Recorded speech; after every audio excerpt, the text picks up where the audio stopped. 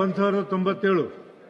ಧನ್ಯವಾದಗಳು ಮಾನ್ಯ ಸಭಾಪತಿಗಳೇ. ನನ್ನ ಚುಕ್ಕೆ ಗುರುತಿನ ಸಂಖ್ಯೆ 1097 ಮಾನ್ಯ ಬೃಹತ್ ಮತ್ತು ಮಧ್ಯಮ ಕೈಗಾರಿಕೆ ಹಾಗೂ ಮೂಲ ಸೌಲಭ್ಯ ಅಭಿವೃದ್ಧಿ ಸಚಿವರಿಗೆ. ಸನ್ಮಾನ್ಯ ಸಭಾಪತಿಗಳೇ, ಉತ್ತರವನ್ನು ಒದಗಿಸಲಾಗಿದೆ. ಮಾನ್ಯ ಸಭಾಪತಿಗಳೇ, ಉತ್ತರವನ್ನು ಒದಗಿಸಿದ್ದಾರೆ. ನಾನು ಹಿಂದೆನೂ ಈ KADB ಬಗ್ಗೆ ಮಾನ್ಯ ಸಚಿವರಿಗೆ ಹೇಳಿದ್ದೆ. ಮಾನ್ಯ ಸಭಾಪತಿಗಳೇ, KADB has become real estate sir, agents ಆಗಿಬಿಟ್ಟಿದೆ ಸರ್. ಶಿವಮೊಗ್ಗದಲ್ಲಿ ನಮ್ಮ ಹತ್ರ ಇರೋದು ಕೇವಲ ಕೆಲವು ಇಂಡಸ್ಟ್ರಿಯಲ್ ಏರಿಯಾಗಳು ಸರ್, ಅದೆಲ್ಲ ಮುಗ್ದೋಗಿದೆ. ಆಕ್ಸಿಲರಿ ಯೂನಿಟ್ ಬೇಕು, ಅಡಿಷನಲ್ ಆಗಿ ಅದರ ಲ್ಯಾಂಡ್ ಬೇಕು ಅಂದರೆ ಎಲ್ಲೂ ಇರಲಿಲ್ಲ ಸರ್. ದೇವಕಾತಿಕೊಪ್ಪ ಅಂತ ಒಂದು ಇಂಡಸ್ಟ್ರಿಯಲ್ ಏರಿಯಾ ಒಂದು 450 ಎಕರೆನ ಅಕ್ವೈರ್ ಮಾಡ್ತಾರೆ. ಅಕ್ವೈರ್ ಮಾಡೋಬೇಕಾದ್ರೂ ಅದಕ್ಕೆ ಏನು 15 ಲಕ್ಷ ಕೊಟ್ಟು ಅಲ್ಲಿ 5 ಲಕ್ಷ 6 ಲಕ್ಷ ಇರುತ್ತೆ, ಅವಾಗಲೂ 15 ಲಕ್ಷ ಜಾಸ್ತಿ ಕೊಡ್ತಾರೆ. ಅಕ್ವಿಸಿಷನ್ ಆಗೋಬೇಕಾದ್ರೆ ಅದು ಜಗಜ್ಜಾಹಿರ ಮಾನ್ಯ ಸಭಾಪತಿಗಳೇ, ಅದು ನಮ್ಮ ಇದರಿಂದ 2.5 ಕಿಲೋಮೀಟರ್ ದೂರದಲ್ಲಿದೆ ಅಂತ. ಅಂದ್ರೆ ಲಯನ್ ಸಫಾರಿ 2.5 ಕಿಲೋಮೀಟರ್ ದೂರದಲ್ಲಿದೆ ಅಂತ. ಎನ್ವಿರಾನ್ಮೆಂಟಲ್ ಕ್ಲಿಯರೆನ್ಸ್ ಅಕ್ವಿಸಿಷನ್ ಮಾಡೋಬೇಕಾದ್ರೂ ತೊಗೊಳೋದಿಲ್ಲ. ನಾನು ಬೇರೆ ಏನು ಅದ್ರ ಬಗ್ಗೆ ಕೇಳ್ತಿಲ್ಲ ಮಾನ್ಯ ಸಚಿವರೇ. ದೇವಕಾತಿಕೊಪ್ಪದಲ್ಲಿ 450 ಎಕರೆ ತಗೊಂಡು 250 ಎಕರೆ ಡೆವಲಪ್ ಮಾಡಿ ಸುಮಾರು 200 ಜನಕ್ಕೆ 1/4 ಎಕರೆಯಿಂದ 1 ಎಕರೆ ತನಕ ಜಾಗಗಳನ್ನು ಕೊಡ್ತಾರೆ. ಕೊಡೋಬೇಕಾದ್ರೂ ಎನ್ವಿರಾನ್ಮೆಂಟಲ್ ಕ್ಲಿಯರೆನ್ಸ್ ತೊಗೊಳೋದಿಲ್ಲ ಮಾನ್ಯ ಸಭಾಪತಿಗಳೇ. ಕೊಟ್ಟಾದ್ಮೇಲೆ ಅವರಿಗೆಲ್ಲ ಕೊಡ್ತಾರೆ. ಎಷ್ಟು ಅಂದ್ರೆ 15 ಲಕ್ಷಕ್ಕೆ ಅಕ್ವಿಸಿಷನ್ ಮಾಡ್ಕೊಂತಾರೆ, 67.5 ಲಕ್ಷಕ್ಕೆ 1 ಎಕರೆನ ಮಾರ್ತಾರೆ ಮಾನ್ಯ ಸಚಿವರೇ. ಮಾರಾದ್ಮೇಲೆ ಅಲ್ಲಿ 200 ಜನಕ್ಕೆ ಕೊಡ್ತಾರೆ, ಟೋಟಲ್ 200 ಜನಕ್ಕೆ ಕೊಡ್ತಾರೆ. 2016-17ರಿಂದ 10 ವರ್ಷ ಆಗ್ತಾ ಬಂದಿದೆ ಸಚಿವರೇ. 20 ಜನ ಶುರು ಮಾಡ್ತಾರೆ, ಕಷ್ಟಪಟ್ಟು ಶುರು ಮಾಡ್ತಾರೆ. ಮೂಲಭೂತ ಸೌಕರ್ಯ ಇರಲ್ಲ. ಹೇಳ್ತೀನಿ ಮಾನ್ಯ ಸಭಾಪತಿಗಳು, 1 ನಿಮಿಷದಲ್ಲಿ ಮುಗಿಸ್ತೀನಿ. ಮೂಲಭೂತ ಸೌಕರ್ಯಗಳನ್ನು ಇರಲ್ಲ. ನಾವು ನಿರಂತರವಾಗಿ ಪ್ರಯತ್ನ ಮಾಡ್ತೀವಿ. ನೀರು, ಪವರ್, ಅಲ್ಲಿಗೆ ಸಬ್ಸ್ಟೇಷನ್ ಇರಲ್ಲ, ಅದೆಲ್ಲ ಕೊಡ್ತಾರೆ. ಅದಾದ್ಮೇಲೆ 20 ಯೂನಿಟ್ ಶುರು ಆಗುತ್ತೆ ಮಾನ್ಯ ಸಭಾಪತಿಗಳೇ. ಇನ್ನ 180 ಜನ ಶುರು ಮಾಡಬೇಕು. ಎನ್ವಿರಾನ್ಮೆಂಟಲ್ ಕ್ಲಿಯರೆನ್ಸ್ ಇಲ್ಲಿವರೆಗೂ ಇಲ್ಲ. ಆ 20 ಜನ ಏನ್ ಶುರು ಮಾಡಿದ್ದಾರೆ ಅವರಿಗೆ ತೂಗು ಕತ್ತಿ. ಆ ಎನ್ವಿರಾನ್ಮೆಂಟಲ್ ಕ್ಲಿಯರೆನ್ಸ್ ಬರೇ ನಮ್ಮ ಶಿವಮೊಗ್ಗ ದೇವಕಾತಿಕೊಪ್ಪದಲ್ಲಿ ಮಾತ್ರ ಇಲ್ಲ, 3 ಕಡೆ ರಾಜ್ಯದಲ್ಲಿ 3 ಕಡೆ ಎನ್ವಿರಾನ್ಮೆಂಟಲ್ ಕ್ಲಿಯರೆನ್ಸ್ ಇಲ್ಲ, ಇಲ್ಲಿವರೆಗೂ ಇಲ್ಲ. ಉತ್ತರ ಬಹಳ ಚೆನ್ನಾಗಿ ಕೊಡ್ತಾರೆ. ಸಭಾಪತಿಗಳೇ, ಮಾನ್ಯ ಸದಸ್ಯರು ಹೇಳಿದಾಗೆ ಈ ಶಿವಮೊಗ್ಗ ಜಿಲ್ಲೆಯಲ್ಲಿ ದೇವಕಾತಿಕೊಪ್ಪ ಕೈಗಾರಿಕೆ ಪ್ರದೇಶದಲ್ಲಿ 2016-17ರಂದು 250 ಎಕರೆ ಪ್ರದೇಶನ ಅಭಿವೃದ್ಧಿಪಡಿಸಿದ್ದಾರೆ ಮತ್ತು ಅಲ್ಲಿ 229 ಉದ್ಯಮಿದಾರರಿಗೆ ಒಟ್ಟು 90.23 ಎಕರೆ ನಾನು ಉತ್ತರವನ್ನು ಕೊಟ್ಟಿದ್ದೀನಿ. ಸಾಮಾನ್ಯ ಸಭಾಪತಿಗಳೇ, ಇವತ್ತು ಸಹ ಏನಾಗ್ತದೆ, ಇವತ್ತು ಯಾವಾಗಲೂ ಕೂಡ ಒಂದು ರೂಢಿ ಇತ್ತು, ನಾವು ಈ ಕಡೆ ಡೆವಲಪ್ಮೆಂಟ್ ಸ್ಟಾರ್ಟ್ ಮಾಡ್ತಾ ಇದ್ದೀವಿ, ತದನಂತರ ಸೈಮಲ್ಟೇನಿಯಸ್ಲಿ ಇವತ್ತು ನಮ್ಮ ಎನ್ವಿರಾನ್ಮೆಂಟಲ್ ಲೆನ್ಸ್ಗೆ ಹೋಗ್ತದೆ. ಈ ವಿಷಯದಲ್ಲಿ ಇದು ಕೇಂದ್ರ ಇದಕ್ಕೂ ಬರೋದಿಲ್ಲ. ಇದು ರಾಜ್ಯ 500 ಹೆಕ್ಟರ್ಸ್ ಕಡಿಮೆ ಇರೋದ್ರಿಂದ ರಾಜ್ಯ ಇದಕ್ಕೆ ಬರ್ತದೆ. ಹೀಗಾಗಿ ಅದನ್ನು ಪ್ರೋಗ್ರೆಸ್ ಇವತ್ತು ಮಾಡ್ತಾ ಇದ್ದೀವಿ. ವನ್ಯಜೀವಿ ಇದಕ್ಕೆ 2.5 ಕಿಲೋಮೀಟರ್ಸ್ ಅಂತರದಿಂದ ಅದನ್ನು ಪ್ರಯತ್ನ ಮಾಡ್ತಾ ಇದ್ದೀವಿ. ಸನ್ಮಾನ್ಯ ಸಭಾಪತಿಗಳೇ, ಏನಾಗಿದೆ, ಬಹುಶಃ ಹಿಂದೆ ಇತ್ತೀಚಿನವರೆಗೆ ಏನಾಗ್ತಾ ಇತ್ತು, ಈಗ ಉದಾಹರಣೆಗೆ ನಿಮ್ಮ ಶಿವಮೊಗ್ಗ ಏರ್ಪೋರ್ಟ್ ತಗೊಳ್ರಿ, ವಿಜಯಪುರ ಏರ್ಪೋರ್ಟ್ ತಗೊಳ್ರಿ, ಗುಲ್ಬರ್ಗ ಏರ್ಪೋರ್ಟ್ ತಗೊಳ್ರಿ, KIDB ತಗೊಳ್ಳಿ, ಯಾವುದೇ ಒಂದು ಸಹ ಸೈಮಲ್ಟೇನಿಯಸ್ ಆಗಿ ತಡ ಆಗಬಾರ್ದು ಅಂತ ಹೇಳಿ ತಿಳ್ಕೊಂಡು ಪ್ಯಾರಲಲಿ ವರ್ಕ್ ಮಾಡ್ತಾ ಇದ್ರು. ಇನ್ ಡ್ಯೂ ಕೋರ್ಸ್ ಸಹ ಅಲ್ಲಿ ನಿಮ್ಮ ಎನ್ವಿರಾನ್ಮೆಂಟ್ ಕ್ಲಿಯರೆನ್ಸ್ ಕೇಳ್ತಾ ಇದ್ರು. ಅವರೆಲ್ಲರೂ ಭಾಳಷ್ಟು ಜನ ದಾಟಿ ಹೋದ್ರು. ಶಿವಮೊಗ್ಗ ಏರ್ಪೋರ್ಟ್ ದಾಟ್ತು, ಗುಲ್ಬರ್ಗ ದಾಟ್ತು, ಭಾಳಷ್ಟು ಏರ್ಪೋರ್ಟ್ಸ್ಗಳೆಲ್ಲ ಆಯಿತು. ಈಗ ನಾವು ವಿಜಯಪುರಕ್ಕೆ ಬಂದು ನಾವು ಸಿಕ್ಕೊಂಡ್ವಿ. ಅಲ್ಲಿ ಒಬ್ಬರು PIL ಹಾಕಿದ್ರು. PIL ಹಾಕಿ ಈ ವೈಲೇಷನ್ಸ್ ಇದ್ರ ಮೇಲೆ ಸುಪ್ರೀಂ ಕೋರ್ಟ್ಗೆ ಹೋದ್ರು, ಗ್ರೀನ್ ಬೆಂಚ್ ಮುಂದೆ. ಸುಪ್ರೀಂ ಕೋರ್ಟ್ ನಮ್ಮ ವಿರೋಧನೂ ಕೂಡ ಆರ್ಡರ್ ಆಯಿತು. ಆ ವಿರೋಧ ಆರ್ಡರ್ ಆದಮೇಲೆ ಮೊನ್ನೆ ನಾನು ಮತ್ತು ಇನ್ನಿತರು ಎಲ್ಲರೂ ಕೂಡ ಸರ್ಕಾರ all India institute of medical sciences ಕೂಡ ಒಂದಿದೆ ಅದರಲ್ಲಿ. ಅವರೆಲ್ಲರೂ ಕೂಡ ಇವತ್ತು ಸಹ ಸುಮಾರು 245 ಎಷ್ಟೋ ಎಕ್ಸಾಕ್ಟ್ಲಿ 245 ಏನೋ ಇರ್ಬೋದು. ಅದು ಒಬ್ಬರು ಹಾಕಿದ ಮೇಲೆ ನಾವು ಮತ್ತೆ ಆರ್ಡರ್ ನಮ್ಮ ವಿರೋಧ ಆದ್ಮೇಲೂ ಕೂಡ ಮತ್ತೆ ನಾವು ಕೋರ್ಟಿಗೆ ಅಪ್ರೋಚ್ ಆದ್ವಿ. ಕೋರ್ಟ್ನಲ್ಲಿ ಇವತ್ತು ಸಹ ರಿವ್ಯೂವಿಗೆ ಅಲೋ ಮಾಡಿದ್ದಾರೆ ಮತ್ತು ಅದು SOP ಮಾಡಲಿಕ್ಕೂ ಕೂಡ ಅದನ್ನು ಹೇಳಿದ್ದಾರೆ. SOP ಮಾಡಿ ಹಾಗೆ ಇದನ್ನು ಶಾಶ್ವತವಾಗಿ ಬಂದ್ ಆಗ್ತದೆ. ಮತ್ತು ಜೊತೆಗೆ ನಾನು ಒಂದು ಮಾತನ್ನು ಭಾಳ ಇದರಿಂದ ಹೇಳಬೇಕಾಗ್ತದೆ, ಇನ್ನು ಮುಂದೆ ನಾವು ಏನು ಮಾಡಬೇಕಾಗಿದ್ರು ಕೂಡ ಇನ್ನು ಈ ಒಂದು ಮೋಡ್ ಏನು ನಾವು ಇನ್ ಗುಡ್ ಫೇತ್ ಮಾಡ್ತಾ ಇದ್ದೀವಲ್ಲ, ಅದು ಮಾಡಿದರೆ ಇನ್ಮೇಲೆ ಉಪಯೋಗ ಆಗೋದಿಲ್ಲ. ಮತ್ತು ಬಹುಶಃ SOP ಬರ್ತದೆ. ಆ SOP ಪ್ರಕಾರನೇ ಇವತ್ತು ಸಹ ನಾವು SOPದಲ್ಲಿ ಏನಾದರೂ ಅಲೋ ಮಾಡಿದರೆ ಇನ್ ಗುಡ್ ಫೇತ್ ನಾವು ಮಾಡಿ ಅಂತ ಹೇಳಿದ್ರೆ ಮಾಡ್ತೀವಿ. ಇಲ್ಲಿದ್ರೆ ಎನ್ವಿರಾನ್ಮೆಂಟ್ ಕ್ಲಿಯರೆನ್ಸ್ ತೊಗೊಂಡು ಆದಮೇಲೆ ಇವತ್ತು ಮಾಡೋದು ಒಳ್ಳೆಯದು. ಯಾಕೆ ನಾವು ಬಿಜಾಪುರ ಏರ್ಪೋರ್ಟು ಅದರಿಂದ ಸ್ಟಕ್ ಆಗಿದೆ ಸನ್ಮಾನ್ಯ ಸಭಾಪತಿಗಳೇ, 1.5 ವರ್ಷ ಆಯ್ತು ಈಗ.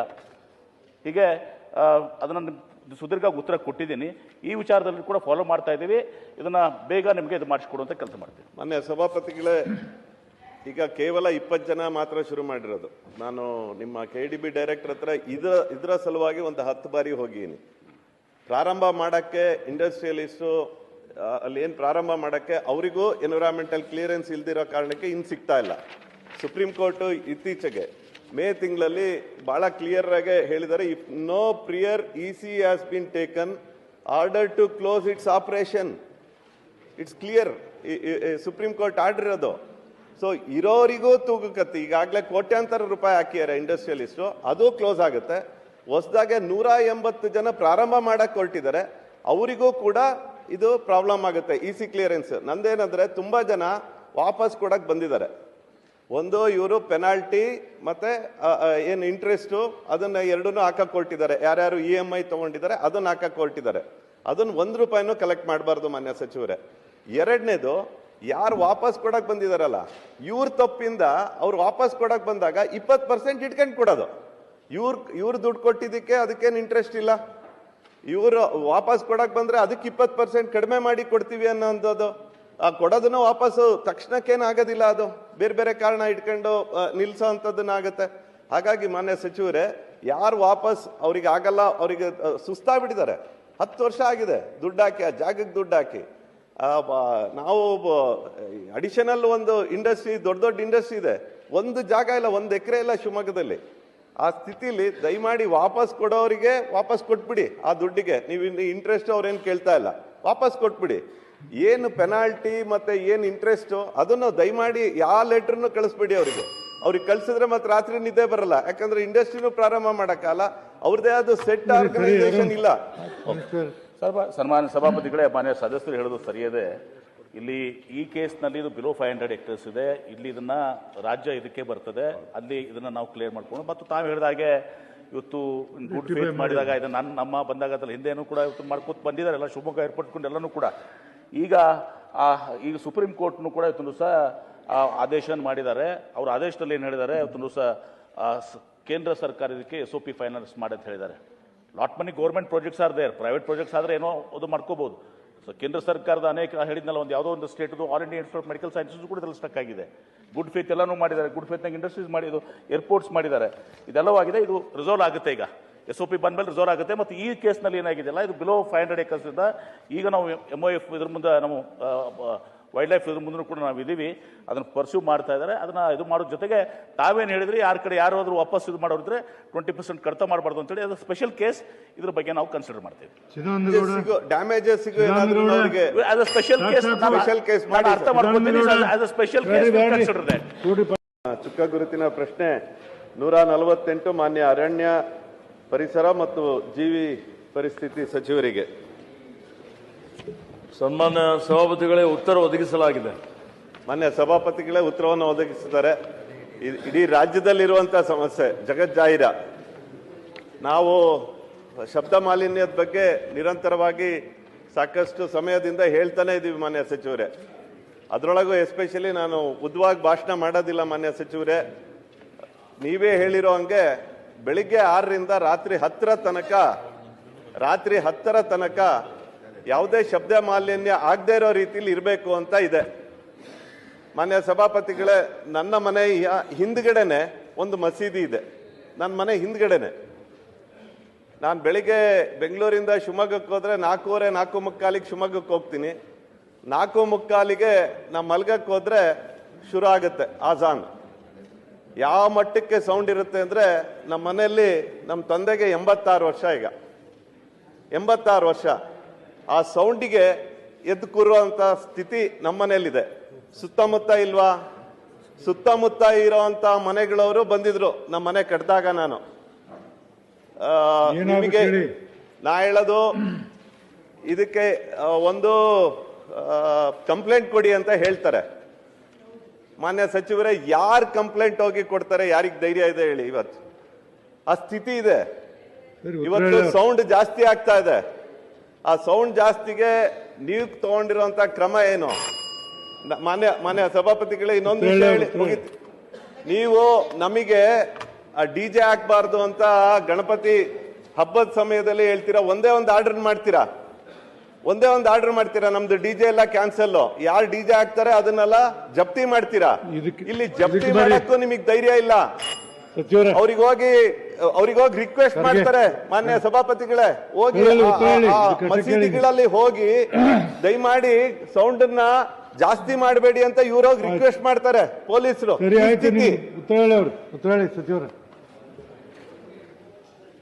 ಸನ್ಮಾನ್ಯ ಸಭಾಪತಿಗಳೇ, ಶಬ್ದ ಮಾಲಿನ್ಯ ಇವತ್ತು ರಾಜ್ಯದಾದ್ಯಂತ ಎಲ್ಲ ಕಡೆ ಇರುವಂಥದ್ದು ಎಲ್ಲರ ಗಮನದಲ್ಲಿದೆ.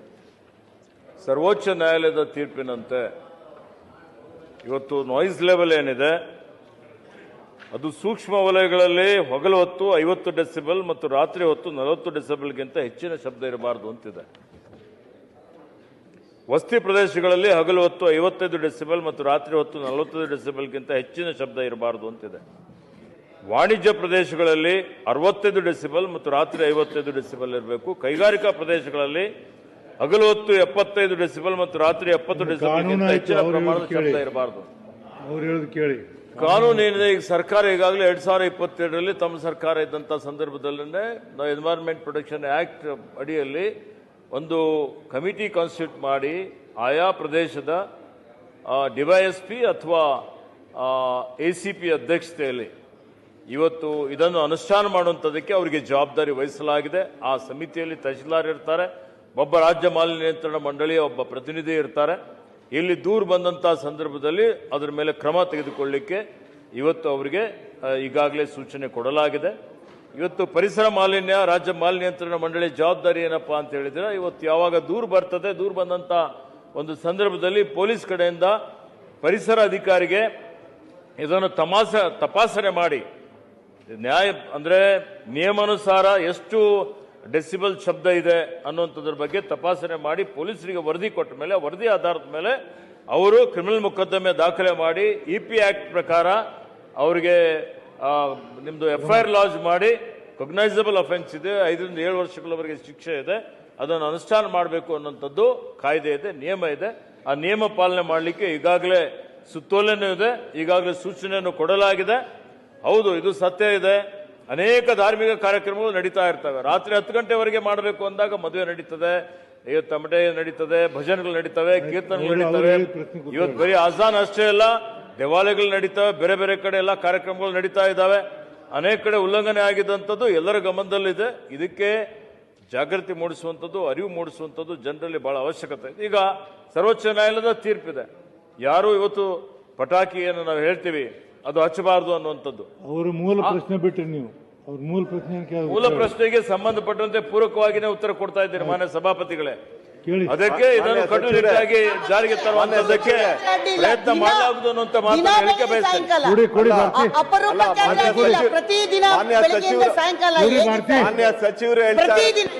ಮಾನ್ಯ ಸಚಿವರು ಹೇಳ್ತಾ ಇರೋದು ಇಲ್ಲಿ 52 ಪ್ರಕರಣಗಳು ಅಂತ 3 ವರ್ಷದಲ್ಲಿ 52 ಕೇಸ. ನಮ್ಮೂರಲ್ಲಿ 35 ಮಸೀದಿ ಇದೆ. ಯಾವ ಮಸೀದಿಲೂ ಈ ಡೆಸಿಬಲ್ ಇದ್ರ 10 ಪಟ್ಟು ಡೆಸಿಬಲ್ ಅಲ್ಲಿ ಹೇಳೋವಂಥದ್ದು. ಯಾರಿಗೂ ಧೈರ್ಯ ಇಲ್ಲ. ಯಾಕೆ ಅಂದ್ರೆ ಇವ್ರ ರಕ್ಷಣೆ ಇದೆ, ಅವರಿಗೆ ಈ ಸರ್ಕಾರದ ರಕ್ಷಣೆ ಇದೆ. ಈಗ ಜಾಸ್ತಿ ಆಗ್ಬಿಟ್ಟಿದೆ, 2.5 ವರ್ಷದಿಂದ ಈ ಸೌಂಡೇ ಜಾಸ್ತಿ ಆಗ್ಬಿಟ್ಟಿದೆ. ಈಗ ನಮ್ದು ಉತ್ತರದಲ್ಲಿ ಹೇಳ್ತಾರೆ, ಇವರು ಉತ್ತರದಲ್ಲೇ ಬೇರೆ ಸಂದರ್ಭದಲ್ಲಿ ಅಂತ ಅಷ್ಟೇ ಅದು.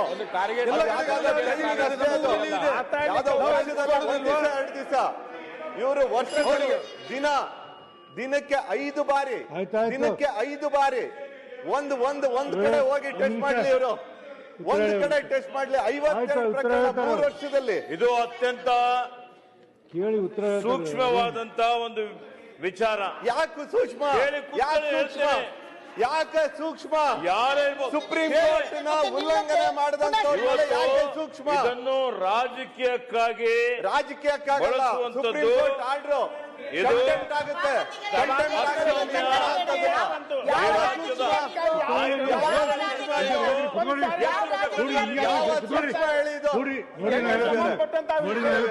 ಹೊರಗಾಗ್ತೀನಿ ನಿಮ್ಗೆ ಹುಡುಗಾಟಿಕೆ ಮಾಡ್ತೀರಿ ಅಲ್ಲ, ಮಾನ್ಯ ಸಭಾಪತಿಗಳಿಗೆ ಯಾವ ಸೂಕ್ಷ್ಮ ಅಂತ ಗೊತ್ತಾಗಿಲ್ಲ. ಸುಪ್ರೀಂ ಕೋರ್ಟ್ ಆರ್ಡರ್ ಇದೆ. ನಿಮ್ ಪ್ರಶ್ನೆ ನಾನು ಈಗಾಗಲೇ ಇದಕ್ಕೆ ಇಂಪ್ಲಿಮೆಂಟ್ ಉತ್ತರ ಮಾಡಕ್ಕಾಗಲ್ಲ ಇವರಿಗೆ. ಆಯ್ತಾಯ್ತು ಇವರಿಗೆ ದಮ್ಮಿಲ್ಲ. ನೀವ್ ಹೇಳಿ ಉತ್ತರ ಹೇಳಿ. ಸನ್ಮಾನ್ಯ ಸಭಾಪತಿಗಳೇ, ಇವತ್ತು ಆಜಾನ್ ಇದೆ, ಅದರ ಜೊತೆಯಲ್ಲಿ ನೀವು ನೋಡ್ತಾ ಇದ್ದೀವಿ ಅವ್ರ ಮನೆಗೆಲ್ಲ ತೊಂದರೆ ಆಗತ್ತೆ ಅಂತ. ದೀಪಾವಳಿಯಲ್ಲಿ ಪಟಾಕಿ ಸಿಡಿಸುವುದಕ್ಕೂ ದೀಪಾವಳಿ ಬಿಡ್ರಿ, ಇದರ ನಾವು ಕೇಳಿಲ್ಲ ದೀಪಾವಳಿ, ಹೇಳ್ಬಾರ್ದಾ? ನಾವು ದೀಪಾವಳಿ ಕೇಳಿಲ್ಲ. ಸನ್ಮಾನ್ಯ ಸಭಾಪತಿಗಳೇ, ವರ್ಷಕ್ಕೆ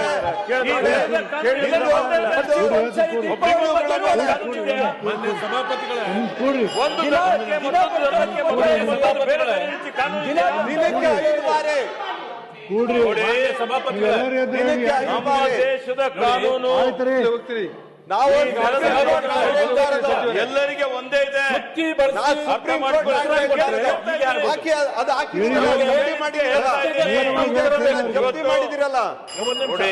ನೋಡಿ ಆಯ್ತಾಯ್ತು. ಸನ್ಮಾನ್ಯ ಸಭಾಪತಿಗಳೇ, ಹೇಳಿದಾರ್ ಬಿಡ್ರಿ, ಕೂಡ್ರಿ. ನೀವು ಹೇಳಿದ್ದಕ್ಕೆ ಕೇಳಿದ್ದೇವೆ. ಕೂಡ್ರಿ. ನಾವು ಹೇಳಿದ್ದಕ್ಕೆ ಏ, ಕೇಳಿದ್ದೇವೆ. ನಾರಾಯಣ ಸ್ವಾಮಿ, ಆ ಸೂಕ್ಷ್ಮತೆ ಏನು ಅಂತ ಹೇಳಿ ಅದಕ್ಕೇನು ಕ್ರಮ ಕೊಡ್ತೀರಿ ಅದನ್ನ ಹೇಳಿ. ಕೂಡಿ ಉತ್ತರ ಕೊಡ್ರಿ. ನೋಡಿ ಸನ್ಮಾನ್ಯ ಸಭಾಪತಿಗಳೇ, ನಾನು ಹೇಳೋದು ನಾವೇ ಅನೇಕ ಕಾರ್ಯಕ್ರಮಗಳು ಮಾಡ್ತೀವಿ, ಮದುವೆಗಳು ನಡೀತವೆ, ಅಂದ್ಮೇಲೆ ಅನೇಕ ಈಗ ಅವ್ರ ಭಜನೆ ಮೂಲ ಕೀರ್ತನೆಗಳು ಪ್ರಶ್ನೆ ಹೇಳ್ಬಿಡಿ ನಡೀತವೆ. ಮಾರ್ರೆ. ಅದೇ ಏನಾಗಿದೆ ಅಂತ ಹೇಳ್ತಾ ಇದ್ದೇನೆ, ಕೇಳಿ ಮಾನ್ಯ ಸಭಾಪತಿಗಳೇ. ಇವತ್ತು ಅವರಿಗೆ ಅನೇಕ ಉತ್ಸವಗಳು ಮಾಡ್ತೇವೆ. ಬೆಳಿಗ್ಗೆ 6 ಗಂಟೆಯಿಂದ 10 ಗಂಟೆವರೆಗೆ ಯಾರು ಧ್ವನಿವರ್ಧಕಗಳನ್ನು ಉಪಯೋಗ ಮಾಡಬಾರದು. ಇದು ಸರ್ವೋಚ್ಚ ನ್ಯಾಯಾಲಯದ ಕಟ್ಟಪ್ಪಣೆ ತೀರ್ಪಿದೆ. ನನ್ ಕೇಳಿ ಅಂತ ತೀರ್ಪಿದೆ. ಮಾನ್ಯ ಸಚಿವರು ಹೇಳಬಾರ್ದು. ನಾನು ಹೇಳ್ತಿದ್ದೀನಿ ಕೇಳಿ ಅಂತ ನಿಮ್ಗೆ ಹೇಳಬಾರ್ದು. ರಾತ್ರಿ ನಮ್ಗೆ ಹೇಳ್ಬೋದು. 10 ಗಂಟೆಯಿಂದ ಸಭಾಪತಿಗಳಿಗೆ ನಾನು ಹೇಳ್ತೀನಿ ಕೇಳಿ ಅಂತ 10 ಹೇಳ್ಬಾರ್ದು. ಗಂಟೆಯಿಂದ ಬೆಳಿಗ್ಗೆ 6 ಗಂಟೆ ಹೇಳಿ ಅವ್ರಿಗೆ. ಅವ್ರಿಗೆ ಹೇಳಿ. ಇಡೀ ಭಾರತಿ ಮಾನ್ಯ ಸಚಿವರಿಗೆ ಹೇಳಿ. ಭಾರತಿ ಮಾನ್ಯ ಸಭಾಪತಿಗಳೇ, ಸನ್ಮಾನ್ಯ ಸಭಾಪತಿಗಳೇ, ನೋಡಿ ಕಾಯ್ದೆ ಸಭಾಪತಿಗಳಿಗೆ ಏನ್ರಿ ನಾನು ಭಾರತಿ? ಹೇಳ್ತೀನಿ ಕೇಳಿ ಅಂತ ನಿಮ್ಗೆ ಹೇಳ್ಬಾರ್ದು. ಎಲ್ಲರಿಗೂ ಒಂದೇ ನಮ್ಗೆ ನ್ಯಾಯ ಆಗುತ್ತೆ. ನಿಮ್ಗೆ ಒಬ್ಬರಿಗೊಂದು ಹೇಳ್ಬಾರ್ದು. ಮತ್ತೊಬ್ಬರಿಗೊಂದು ಕಾಯ್ದೆ ಪೀಠಕ್ಕೆಲ್ಲ ಆಗೋದಿಲ್ಲ. ಅದನ್ನ ಹೇಳಿ ಅವ್ರಿಗೆ. ಹೀಗಾಗಿ ಅದೆಲ್ಲ ಹೇಳ್ತಾ ಇದ್ದೀನಿ. ಎಲ್ಲರೂ ಇದೇ ರೀತಿ ಖರ್ಗೆ. ಮಾಡ್ತಾರೆ. ನೋಡಿ, ಅದನ್ನ ತೆಗ್ಸಿ ಅದನ್ನ. ಸನ್ಮಾನ್ಯ ಸಭಾಪತಿಗಳೇ, ಕಡತದಿಂದ ಈಗಾಗಲೇ ನಾನು ಉತ್ತರ ಕೊಟ್ಟಿದ್ದೇನೆ. ಕಡತದಿಂದ ಇವತ್ತು ಬಹಳ ಸ್ಪಷ್ಟವಾಗಿ ಕೊಟ್ಟಿದ್ದೇನೆ. ಆಯ್ತು ಸಾಮಾನ್ಯ ಆಯ್ತು ರಾಷ್ಟ್ರ ಮಾಲಿನ್ಯ ನಿಯಂತ್ರಣ ಆಯ್ತು. ಮಂಡಳಿ ಕಡತದಿಂದ ನಮ್ಮ ಆಯ್ತು ರೀ. ಜವಾಬ್ದಾರಿ. ಕೂಡ್ರಿ. ಆಯ್ತು ಕೂಡಿ ಸಾಕು. ಮಾನ್ಯ ಸಭಾಪತಿಗಳು ಅದನ್ನ ಕಡತದಿಂದ ತೆಗೆಸಿ. ಆಯ್ತು, ಅವ್ರಿಗೆ ಬಿಟ್ಟಿದ್ದು. ಸರ್ವೋಚ್ಚ ನ್ಯಾಯಾಲಯದ ಈಗ ಆ ಏನು ರೀತಿ ತೀರ್ಪಿದೆ ಅದನ್ನು ಪೀಠಕ್ಕೆ ಹೇಳ್ಬಾರ್ದು ಅವರು. ಕೆಲಸ ಮಾಡ್ತೇವೆ. ಅಲ್ಲ ಸಭಾಪತಿಗಳು ಸರ್ವೋಚ್ಚ ನ್ಯಾಯಾಲಯದ ಇಂಪ್ಲಿಮೆಂಟ್ ಮಾಡಕ್ ಹೇಳಿ. ಸೋಮವಾರ ಧನಂಜಯ ಸರ್ ಕಂಟೆಂಪ್ಟ್ ಆಗುತ್ತೆ. ಮಾನ್ಯ ಸಭಾಪತಿಗಳು ಅದನ್ನ ಕಡತದಿಂದ ತೆಗೆಸಿ. ಆಯ್ತು, ನಾನು ಆ ರೀತಿ ಪೀಠಕ್ಕೆ ಯಾರು ಕೂಡ ಹೇಳ್ಬಾರ್ದು. ನೋಡ್ತೀನಿ ನಾವು ನೋಡ್ತೀನಿ. ಅವಕಾಶಕ್ಕಾಗಿ